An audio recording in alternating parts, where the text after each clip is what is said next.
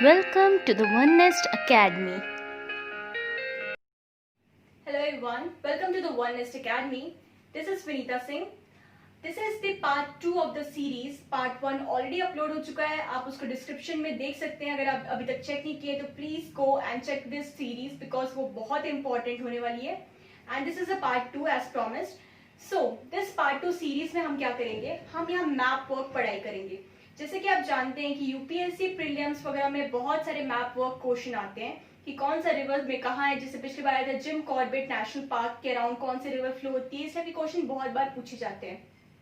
तो हम जब अलग अलग हर चीज की पढ़ाई करते हैं, जैसे हम पर्टिकुलर किसी स्टेट को लेते हैं एंड वहाँ पे फिर हम पहले माउंटेन डिस्कस करते हैं, फिर हम रिवर करते हैं, पासेस करते हैं, हम उसको को रिलेट नहीं कर पाते. इस वजह से जब क्वेश्चन पुट अप होता है तो हमें कभी नॉर्थ टू साउथ या कुछ भी अरेंज करना होता है तो हम वो चीज नहीं कर पाते हैं.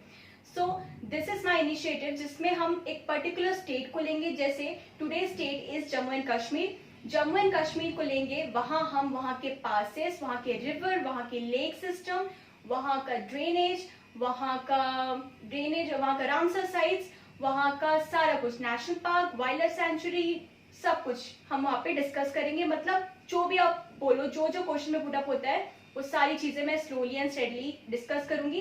And once this all completes then only will move on to the next stage. So चलिए हम स्टार्ट करते हैं. आज का जो है हम जम्मू एंड कश्मीर के नेशनल पार्क को डिस्कस करेंगे, वहां की स्पीशीज और सारा कुछ डिस्कस करेंगे. लेकिन उसको डिस्कस करने से पहले ये बताना जरूरी है और ये समझना जरूरी है कि national park, biosphere reserve exactly होते क्या है. तो पहले हम वो टॉपिक को थोड़ा सा देख लेते हैं. सो हमारे फ्लोरा और फौना होते हैं उसका कंजर्वेशन किया जाता है. सो कंजर्वेशन जो होते हैं वो दो टाइप से किए जाते हैं. First is in situ conservation and second is ex C2 conservation. Okay, in situ ex situ. In situ naturally किया जाता है, मतलब कोई भी फौना या फ्लोरा को नेचुरली उसके हैबिटेट से रखने पे, उनको ब्रीड कराने पे, वहीं पे ग्रो कराने को उसको इन सीटू कंजर्वेशन बोला जाता है. Second is ex situ. Ex से आपको समझ आ रहा है एक्सटर्नल, मतलब कुछ एक्सटर्नल पुश, कुछ एक्सटर्नल चीजें लग रही है और एक्सटर्नल चीजें कौन करता है, man. So this is manual. जब हमारा कोई भी चीज मैन मेड होता है उसको हम बोलते हैं ex situ conservation. So coming to the in situ, सारा कुछ इंपॉर्टेंस अभी इन सीटू रखता है. तो एग्जांपल के लिए इन सीटू के अंदर आता है हमारा national park, wild life century, biosphere reserve, national park, wild life century, biosphere reserve, tiger reserves. ये सारी चीजें हमारी इन सीटू कंजर्वेशन के अंदर आती है. Talking about the ex situ conservation, इसके अंदर जैसे हमारा होता है जीन लैब, जूलॉजिकल जो हमारे जू होते हैं, botanical gardens, etcetera etcetera.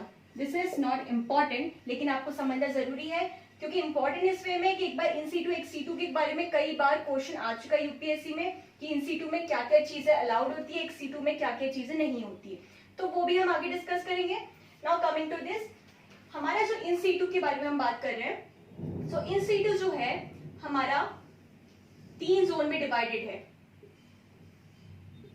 So talking about this zone, इस जोन को हम बोलते हैं ट्रांजिशन जोन. क्या होता है ये होता है transition zone.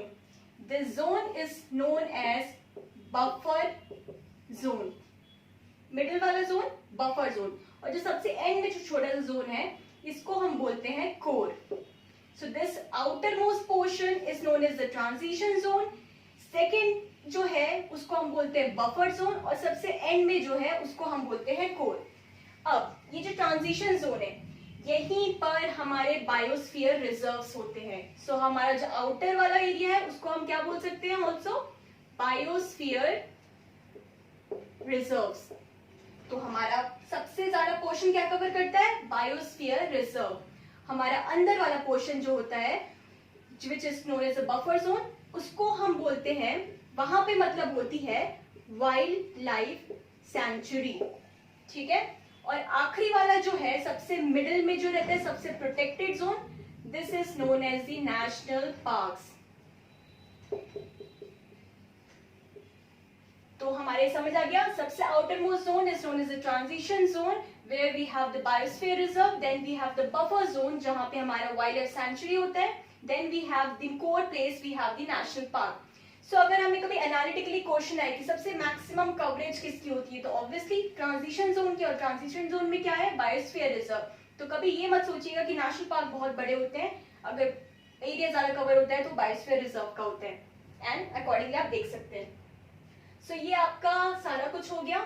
Now will discuss about the national, अच्छा right, one more thing, I am so sorry, अभी जो इंपॉर्टेंट स्टडी क्वेश्चन जो यूपीएससी पुट अप करता है कि इस पर्टिकुलर जोन्स में क्या क्या चीजें अलाउड होती है। सो जो बाहर वाला एरिया होता है, first this is transition zone biosphere reserve में, यहाँ पे बहुत चीजें अलाउड होती है। लाइक यहाँ पे अगर कोई पर्टिकुलर ट्राइब है वहां पे वो रिसाइड कर सकती है, प्रॉपर अपना लाइवलीहुड चला सकती है, वहां पे अपने जितने भी फॉडर वगैरह है वो कलेक्ट कर सकती है। फॉडर एज इन कुछ भी लकड़ी वगैरह कलेक्ट करना है हम वो सब वहां से कर सकते हैं। अपने कोई एनिमल्स है उनको ग्रेजिंग करा सकते हैं, मतलब बाहर सारी चीजें अलाउड होती है। एक नॉर्मल लाइफ सस्टेनेबल होती है इस ट्रांजिशन जोन में। Talking about the buffer zone, buffer zone में वाइल्ड लाइफ सेंचुरीज होती हैं। तो इन वाइल्ड लाइफ सेंचुरीज में हमारा बस लिविंग पॉसिबल नहीं होता, मतलब कोई भी ट्राइब है उस जगह की, वो ट्राइब वहां पे लाइवलीहुड सस्टेन नहीं कर सकती, वहां अपना घर नहीं बना सकते। बाकी हम ग्रेजिंग कर सकते हैं, फॉडर कलेक्ट कर सकते हैं, हम सारा कुछ कर सकते हैं। And talking about the core zone, this is the most protected zone. यहाँ पे बहुत सारी चीजें अलाउड नहीं होती, यहाँ मोस्टली रिसर्च वर्क अलाउड होता है, जैसे हमारे IUCN वगैरह स्टेटस वगैरह होते हैं, तो वो सारे यहीं पे जो भी एनिमल्स फ्लोरा फौना होते हैं उससे यहीं पे आके उसको स्टडी किया सकते हैं। तो basically scientist and researchers are allowed in this particular zone, और कुछ नहीं होता।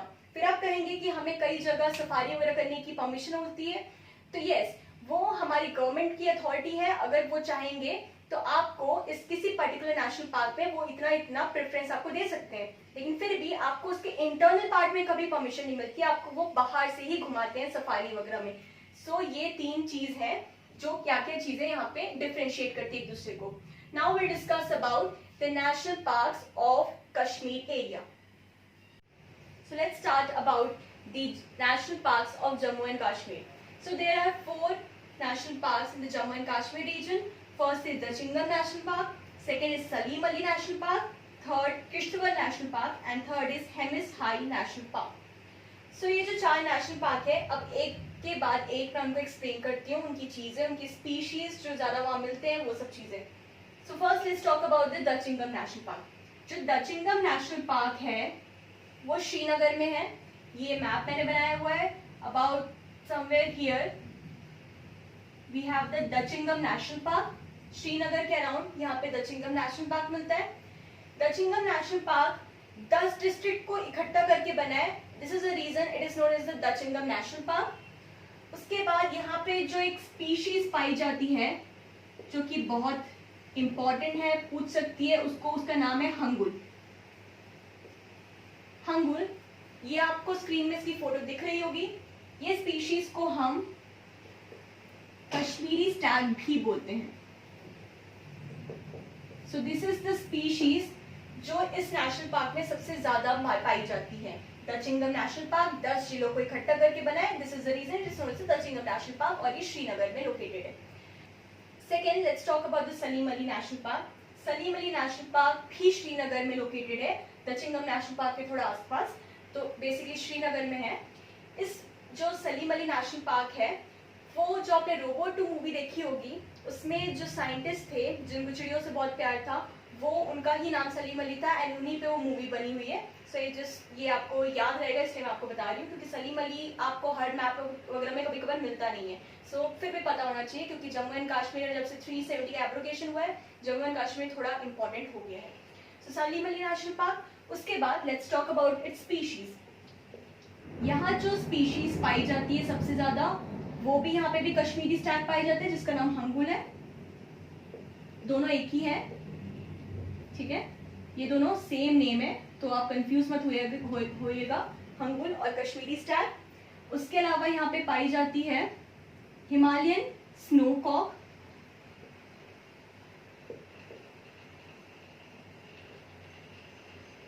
एंड मोनल, नॉट एंड, यहाँ बहुत सारी पाई जाती है, ये मैं कुछ इंपॉर्टेंट के नाम लिस्ट डाउन कर रही हूँ। Let's talk about the Kishtwar National Park. जो किश्तवाड़ नेशनल पार्क है वो जम्मू एंड कश्मीर में के किश्तवाड़ डिस्ट्रिक्ट में लोकेटेड है। यहाँ पे जम्मू एंड कश्मीर थोड़ा नीचे तरफ होता है, जम्मू नीचे होता है, तो जम्मू में जो किश्तवाड़ है यहाँ पे हमारा किश्तवाड़ नेशनल पार्क हमें मिलता है कुछ इस तरफ। और जो किश्तवाड़ नेशनल पार्क है ये मैंने बनाया है कि कभी कभार यूपीएससी या इवन सीजीपीएससी में इस टाइप के क्वेश्चन पूछते हैं कि नेशनल पार्क के अराउंड किस टाइप की चीजें फ्लो होती है। जैसे जिम कॉर्बेट में पूछा गया था, जिम कॉर्बेट के अराउंड कौन सी नदी फ्लो हो रही थी। सो उसके अराउंड हमें चीजें याद करना इंपॉर्टेंट है। So if this is the Kishtwar National park, इसके ऊपर रिने रिवर ऊपर नॉर्थ एरिया में फ्लो करती है। इसके साउथ में किबर नाला इसके साउथ में फ्लो होता है। इसके राइट हैंड साइड में that is on the eastern parts eastern Himalayas हैं। इसके लेफ्ट वाले पार्ट में मतलब वेस्टर्न पार्ट में मारवे रिवर है जो कि फ्लो करते करते आगे यहाँ पे चेनाब रिवर होती है उस पे मिल जाती है। So Kishtwar National Park it is located in the Kishtwar district of Jammu. उसके नॉर्थ पार्ट में रिने रिवर फ्लो होती है, इसके साउथ में किबर नाला फ्लो होता है, ईस्टर्न में हमारा हिमालयस है ईस्टर्न हिमालयस, और हमारे वेस्टर्न में मारवे रिवर फ्लो होती है जो कि आगे चेनाब रिवर पे जाके मिल जाती है। So this is about the Kishtwar National park. Also about the species, यहाँ पे ब्राउन बेयर बहुत पाए जाते हैं। सो अगर इस क्वेश्चन किसी में भी पुट हुए ब्राउन बेयर सबसे ज्यादा कहाँ पाए जाते हैं, so it's in Kishtwar region. Also यहाँ पे हिमालयन स्नोकॉक भी पाई जाती है। मैं लिख देती हूँ हिमालयन स्नोकॉक। सो हिमालयन स्नोकॉक और कहाँ पाई जाती थी, सलीम अली नेशनल पार्क में। सो ये सब चीज, और सबसे ज्यादा इंपॉर्टेंट जो है वो है ब्राउन बियर, वो सबसे ज्यादा किश्तवाड़ नेशनल पार्क में पाई जाती है। Lastly talking about the Hemis high National park, ये बहुत इंपॉर्टेंट है, बहुत ज्यादा। इसकी इंपॉर्टेंस क्यों इतनी है वो मैं पहले बता देती हूँ। ये जो हेमिस हाई नेशनल पार्क है वो first largest national park of India है। So this Hemis National Park is the largest national park of India. Hemis National Park is the largest national park of India area wise. Okay, and लेकिन ये area wise है। Question इसमें put हो सकता है कि protected area में सबसे बड़ा क्या है, और आपको मैंने पहले एक्सप्लेन किया था प्रोटेक्टेड एरिया में क्या क्या होता है, core, buffer zone, transition zone. Transition zone में क्या होता है, बायोस्फीयर रिजर्व। सो जो बायोस्फीयर रिजर्व है, एक नंदा देवी बायोस्फीयर रिजर्व है, वो सबसे बड़ा प्रोटेक्टेड एरिया है। अगर क्वेश्चन इसमें पुटअप किया जाए कि विच इज द मोस्ट सबसे बड़ा बायोस्फीयर रिजर्व और द प्रोटेक्टेड एरिया, तब यहाँ पे आएगा Nanda Devi. Nanda Devi which is a biosphere reserve is the largest protected area. In this way, the Hemis High National Park becomes the second largest protected area. And अगर सिर्फ largest national park पूछा जाएगा, तब it will be the highest national park. Sorry, the largest national park. This will be the Hemis High National Park. तो आप समझ गए कि कैसे क्या होने वाला है, इसलिए इसकी इंपॉर्टेंस थोड़ी ज्यादा होती है। ऑल्सो इसकी लोकेशन बता देती हूँ, ये ईस्टर्न लद्दाख में पाया जाता है। सो लद्दाख कहीं इस तरफ होता है। सो इस एरिया में हेमिस हाई नेशनल पार्क होता है। इसकी एक और इम्पोर्टेंस है कि हिमालय पे सबसे नदर्न मोस्ट पॉइंट पे जो अगर कोई नेशनल पार्क है, मतलब हमारे समझ लीजिए पूरे इंडिया के सबसे टॉप में सबसे नदर्न की तरफ कोई नेशनल पार्क है तो ये है Hemis high National Park is located in the eastern Ladakh. और इसके जो स्पीशीज के बारे में बात करते हैं। सो हेमिस हाई नेशनल पार्क में जो स्पीशीज पाई जाती है, जो मतलब थोड़ी ज्यादा स्पेशल है, वो है स्नो लेपर्ड। स्नो लेपर्ड की अगर बात होगी तो क्या होगा, Hemis high National park. So this is it. मैं एक बार रिवाइज करा देती हूँ। Dachigam National Park, Salim Ali National Park, Kishtwar और हेमिस हाई नेशनल पार्क। जो दचिंगम नेशनल पार्क है वो हमारा श्रीनगर में है। Similarly Salim Ali National Park भी श्रीनगर में पाया जाता है। यहाँ पे जो दचिंगम नेशनल पार्क है 10 डिस्ट्रिक्ट को मिला के बना हुआ है, इस वजह से उसका ये नाम है। एंड यहाँ पे हंगुल नाम की स्पीशीज पाई जाती है, which is also known as the Kashmiri Stag. सलीमली national park में भी कश्मीरी स्टैग या फिर हंगुल पाया जाता है। इसके अलावा Himalayan snowcock and Monal and not Monal, ये सब स्पीशीज यहाँ पे पाई जाती है। किश्तवाड़ नेशनल पार्क, ये किश्तवाड़ नाम की डिस्ट्रिक्ट है जम्मू में, वहां पे पाई जाती है, समवेयर अबाउट हियर। ये यहाँ पे जो स्पीशीज पाई जाती है सबसे ज्यादा फेमस है वो है ब्राउन बियर। ऑल्सो यहाँ पे हिमालयन स्नोकॉक भी पाए जाते हैं। जो किश्तवाड़ रीजन है इसके यहाँ पे नॉर्दर्न पार्ट में हमारा रिने रिवर फ्लो होता है। इसके ईस्टर्न में हमारा ईस्टर्न हिमालयस है। इसके वेस्टर्न में हमारा मारवे रिवर है, जो कि आगे हमारा जो चेनाब रिवर यहाँ पे फ्लो होता है वहां पे उसको एड ऑन कर लेता है। उसके बाद उसके साउथ में किबर नाला है। तो ये आपको मैंने बता दिया। हेमिसाई नेशनल पार्क, ये सबसे लार्जेस्ट नेशनल पार्क है इंडिया में, but second largest protected area है, क्योंकि first important and the largest protected area Nanda Devi biosphere reserve है। एरिया वाइज से लार्जेस्ट है। सबसे टॉप नदर मोस्ट पार्ट में हिमालय में अगर कोई इकलौता नेशनल पार्क है वो है हेमिसाई नेशनल पार्क। यहाँ की जो स्पेशल स्पीशीज है वो है snow leopard. So this is it. यहाँ हमारा लेक्चर कंप्लीट होता है। हमने सारे national park Jammu and Kashmir के डिस्कस कर लिए हैं। इसके बाद हम नेक्स्ट जो टॉपिक लाएंगे वो भी जम्मू एंड कश्मीर से रिलेटेड होगा, लेकिन अभी हम wild life century, biosphere reserve वो सब नहीं डिस्कस करेंगे, वरना एक जैसे नाम से स्पीशीज से थोड़ी कंफ्यूजन हो जाती है। हम बाद में अब पासेस डिस्कस करेंगे, जितने भी इंपॉर्टेंट पासेस है, वैसे बहुत सारे पासेस होते हैं लेकिन कुछ चीज़ें थोड़ी ज़्यादा इंपॉर्टेंट होती है। तो कश्मीर के, लद्दाख के जो भी नदर मोस्ट पार्ट है बेसिकली वहाँ के इंपॉर्टेंट जो भी पासेस हैं उसको हम कल डिस्कस करेंगे। और अगर आपके लिए ये इन्फॉर्मेटिव रहेगी ये वीडियो तो प्लीज़ इसको मैक्सिमम लोग साथ शेयर कीजिए, ताकि हमें भी मोटिवेशन मिले और बहुत सारे लोग को हमारी ये जो हम इनिशिएटिव स्टार्ट किए उनके तक पहुँच पाए। So if you like this video please hit the bell icon, ताकि हमें जो भी हमारी नेक्स्ट वीडियो रहे उसकी आपको तुरंत नोटिफिकेशन मिले और आप तुरंत उसको अपडेट कर दें अपने नोट्स में, क्योंकि यूपीएससी प्री 4 अक्टूबर को है, हमारे पास समय बहुत कम है। Thank you so much. Please like, share and subscribe this video. Have a nice day. Thank you.